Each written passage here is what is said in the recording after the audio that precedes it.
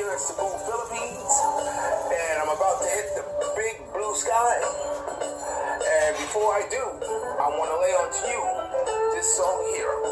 This song here is from 1975, and you know, music has always been the bookmark of our lives. I have this game I play that usually I take the year a person was born. At 17 years, and pull up the greatest hits of that time, and often sit back and watch it in their eyes as memories come flooding back as they listen to music from their past. It's a remarkable thing to see how music can influence people. Even as they sit there listening to it and said, oh my God, I haven't heard that song in a long time. Oh, I remember when, you know, and I always ask them to tell me a story. Well, this here song you're hearing in the background, I'm going to tell you a story. In fact, if you were to Google this group on the internet and pull it up, you won't find any Masters remake of this group. In fact, one of their other popular hits other than this, you hear is being played from a vinyl record. That tells you how much respect this group has gotten over the years.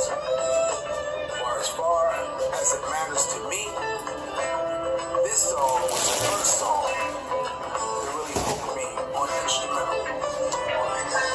It's just so beautifully choreographed that each phase of it is moving to me, and I often go into a trance. So before I say anything more, remember, dreams is nothing more than plans awaiting action.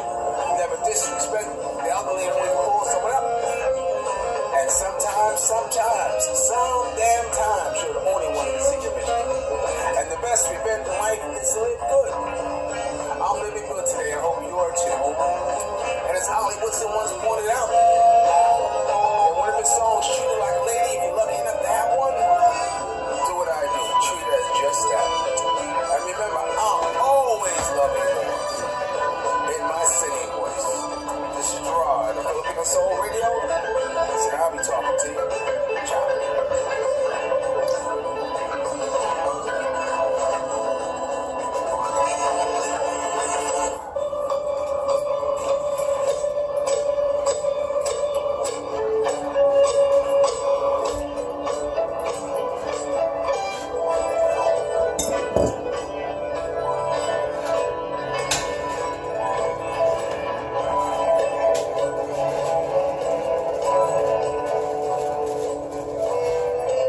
Provolone cheese. Can you smell it?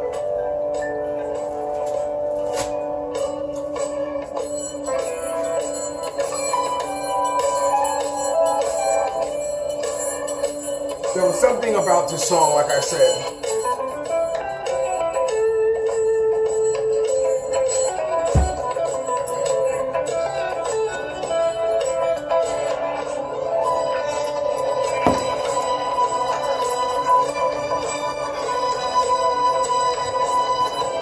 We're having grits this morning, something I really miss. My favorite meal to cook is breakfast.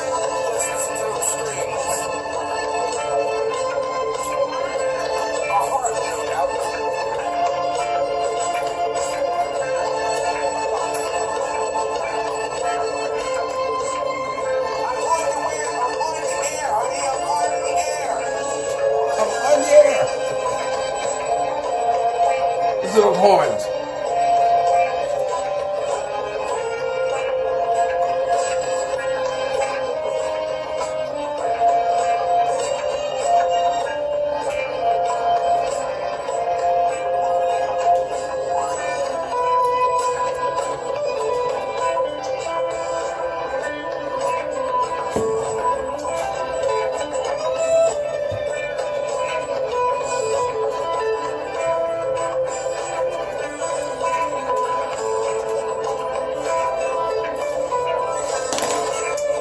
Some of you who've been with me for a while, you know what this is. You see me do this in this exact same kitchen many times before. So why should now be any different?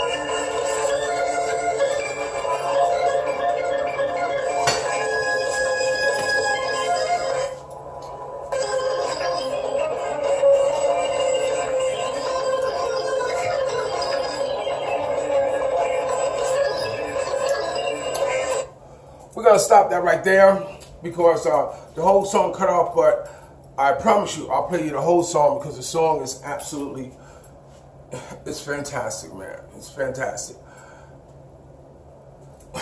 I used to say, or there was a time before I started the story, I always would start off with, it was this girl. Because all the time, that's been my bookmark for me, is that it was this girl. So, but anyway,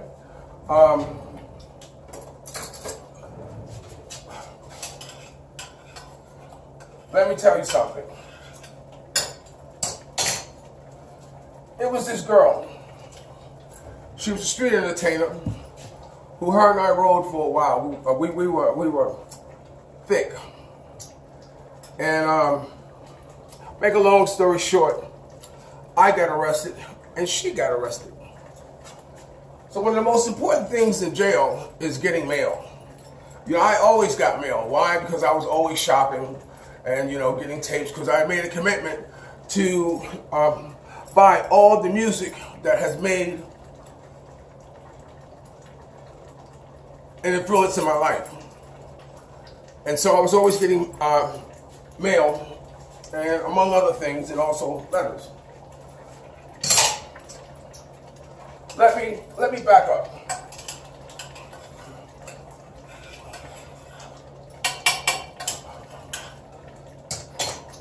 That was when I was in prison during a hard time. The time I'm talking about is when I was doing a whole bid. Now, a whole bid is known as, you know, anything under a year. You know, it's often the amount of time that a street entertainer would get. So if somebody's telling you, oh, you know, I got to jail, oh, how much time did you do? Oh, I did a year, or I did 6 months, or I did 9 months, or I did 4 months. And man, you just did a whole bid. A street entertainer bid, I'm sorry. So anyway, that's what we went to jail for.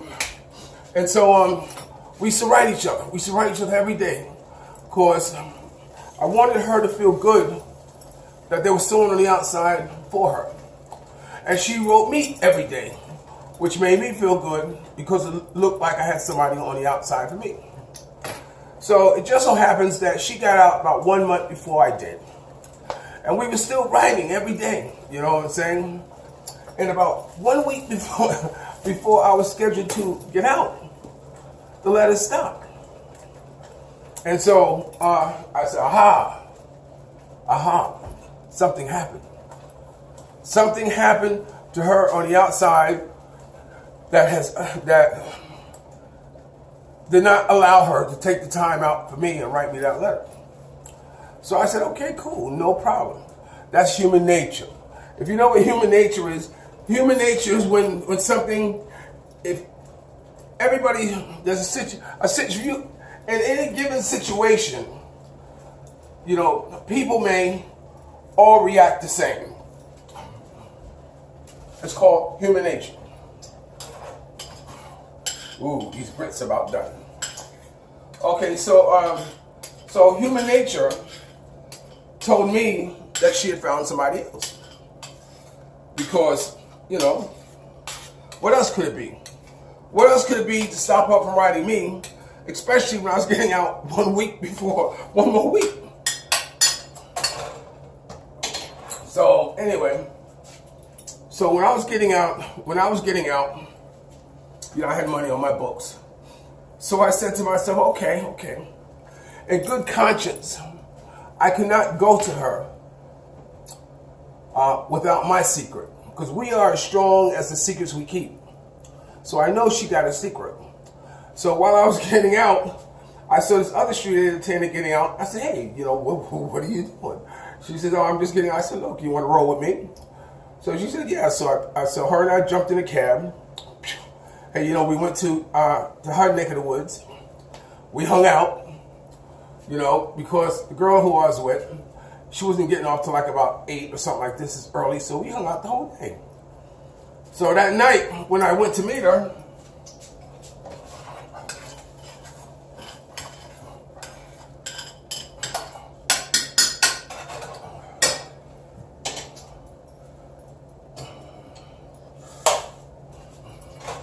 let's let this simmer a little bit.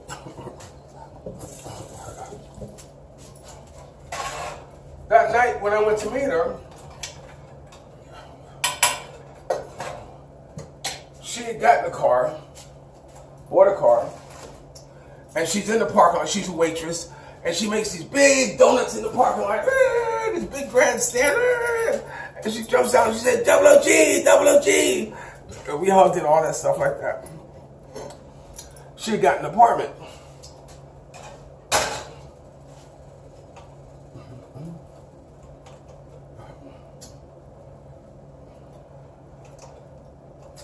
And it turned out that the apartment was with her ex-boyfriend. So, you know, I'm chilling, you know. I'm soaking up the vibe, atmosphere, being out, her and I back to business, or what have you. So, you know, I could tell something was amiss. This guy wasn't the brightest guy. So one day, him and I were sitting downstairs watching a movie, and I told him, I said, "Hey man, she told me everything. Well, she hadn't told me nothing." What time is it? Okay, we're gonna stop here and do a part 2.